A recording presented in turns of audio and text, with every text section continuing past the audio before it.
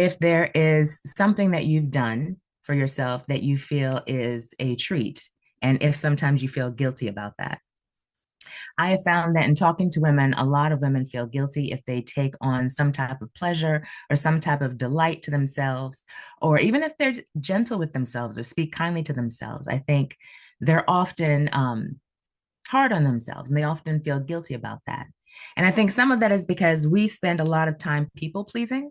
And I talk a lot about that with a lot of my clients because we're so busy taking care of others. We're caregivers, we're mothers, we're wives, we're daughters, we're sisters.